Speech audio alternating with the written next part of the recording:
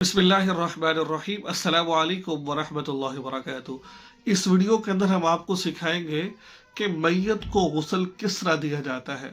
ये प्रैक्टिकल तरीका मैं इंशाल्लाह आपको बताऊंगा कि आपने मैयत को गुस्ल कैसे देना है।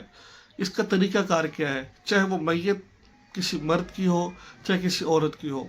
ठीक है, तो ये इंशाल्लाह आपको इस वीडियो में हम तरीका बताएंगे कि किस तरीके से आपने मैयत को गुस्ल देना है। उसके बाद जो दूसरा तरीका हम आपको बताएंगे इसी वीडियो के अंदर कि इसको हमने कफन कैसे पहनाना है, ठीक है, मैयत को।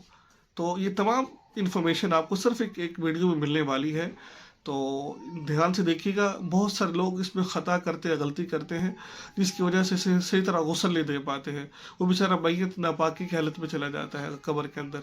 तो आइए चलते हैं। सबसे पहले नंबर पर जो फट्टा आप लेके आते हैं, जिसमें हमने मैयत को लिटाना होता है, उसको अच्छी तरह धो लें। आप उसको अच्छे तरीके से उसको धोएं, पाक करें उसको आप। बाज़ दफ़ा क्योंकि ये फट्टे वगैरह होते हैं ना, ये पड़े होते हैं, मस्जिदों में पड़े होते हैं, तो इसको काफ़ी दिन हो जाते हैं, इनको धोया नहीं जाता है, इनको तो मिट्टी लगी होती है। पहले इसको अच्छी तरीके से पाक कर ले, पानी के साथ, अच्छे तरीके पानी के साथ पाक कर लें। उसके बाद आपने क्या करना है कि आपने उस फट्टे को पाक कर लिया, मैयत को लिटा लेना है आपने उसके ऊपर। ठीक है, मैयत को लिटाने के बाद फिर आपने मैयत के कपड़े उतारने हैं। याद रखिए, कपड़े इस तरीके से उतारे उसका सतर नजर ना आए, सतर का आपने ख्याल करना है। उसका तरीका क्या होगा, आपको मोटी चादर दे। बाद हज़रात बारीक सा कफन दे देते, बारीक कपड़ा दे देते, जब पानी गिर रहा होता है वो सारा बदन नजर आ रहा होता है। तो कोई मोटा कपड़ा दे ताकि उससे बदन नजर ना आए। ठीक है ना, कपड़े सारे उतार दे। उसको उतारने के बाद आपने क्या करना है, जो मेन चीज़ है वो आपको बता रहा हूँ तफसील के साथ, कि कपड़े आपने उतार दिए हैं, तो अब आपने उसको इस्तिंजा करना है उसका आपने। ठीक है, तो उसको अच्छी तरीके से उसके जो शर्मगा वाली जगह है उसको साफ करे, धोए, ताकि उस पर कोई नापाकी ना, उसका इस्तिंजा कर दे अच्छे तरीके से। इस्तिंजा करने के बाद उसको वज़ू करवाना है आपने। देखिए, पहले क्या किया, फट्टे को हमने साफ किया, उसके बाद मैयत को लिटाया, कपड़े उसके उतारे, मोटा कपड़ा दे दिया, उसके बाद हमने उसको इस्तिंजा करवाना है। ठीक है, उल्टे हाथ से बंदा जो गुस्ल दे रहा है उल्टे हाथ से उसके जो इस्तिंजा करवाने के बाद फिर उसके बाद आपने जो अगला स्टेप है वो ये है कि आपने उसको वज़ू करवाना है। ठीक है, वज़ू करवाना है। वज़ू कैसे करवाना है, अब देखिए वज़ू में होता क्या, कोली कर नाक में पानी डालना। अब उसके मुंह में तो पानी नहीं डाल सकते, वो तो हरकत कर ही नहीं रहा मुर्दा। ठीक है, कि उसमें मुंह में पानी डाले और फिर वो कोली करे, ऐसा तो नहीं है। अब हमने करना क्या है, अब हमने करना ये है कि आपने कोई गीला कपड़ा गीला करना है, रुई गीली करनी है, कपड़ा गीला करना है, कोई भी चीज़ है, उसको अपने होठों पे यूँ मार देना है और दांतों में यूँ, दांतों के दरमियान यूँ आपने मार देना है। होठों में ऊपर और दांतों के मसूड़ों पर यूँ आपने मल देना है अच्छी तरीके से। दूसरी तरफ कोली नहीं कर रही है। इस तरीके से आपने जो नाक है इसकी गंदगी को अच्छी तरह साफ कर देना। कोई चीज़ ले ले आप, जो कान में मारते हैं हम, इतनी सी होती है जो कोई भी चीज़ पकड़ ले, नाक में अच्छी तरीके से मारे, गीला करके तर नाक को साफ कर दे।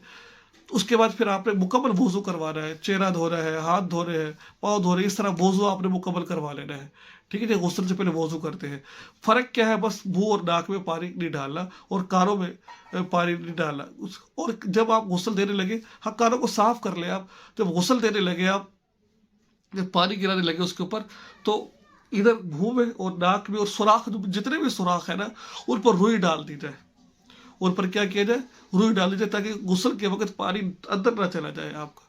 ठीक है ना, आपने ये काम कर लिया है, गुस्ल भी दे लिया आपने अच्छे तरीके से। ठीक है, पानी गिरा दी। अब एक जो काम है आगे आपने क्या करना है, वज़ू करने के बाद गुस्ल कैसे देना है, पहले आपने मुर्दे को उल्टी साइड पर इसकी करवट बदल ली है।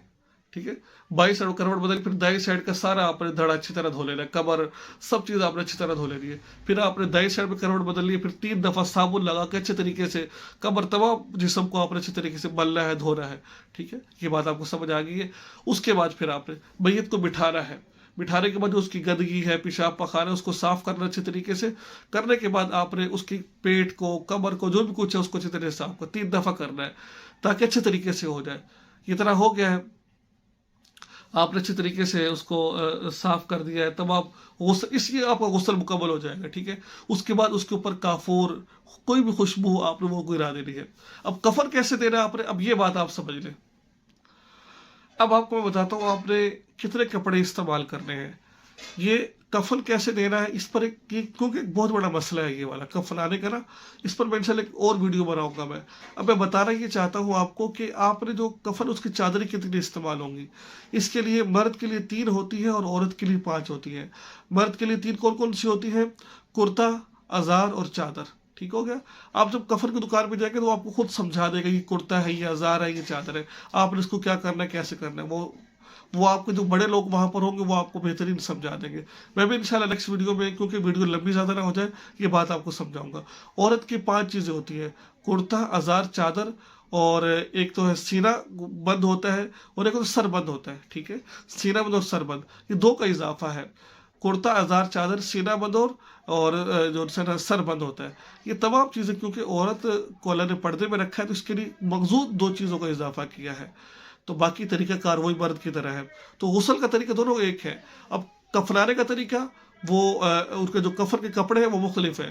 مرد کے 3 ہیں، عورت کے 5 ہیں. وہ میں نے آپ کو بتا دیے. یہ کفن دینا کیسے وہ انشاءاللہ کسی نیکسٹ ویڈیو میں آپ کو بتاؤں گا. انشاءاللہ دعا میں یاد رکھیں، چینل کو سبسکرائب کریں اور اس ویڈیو کو آگے شیئر ضرور کریں. السلام علیکم ورحمۃ اللہ وبرکاتہ.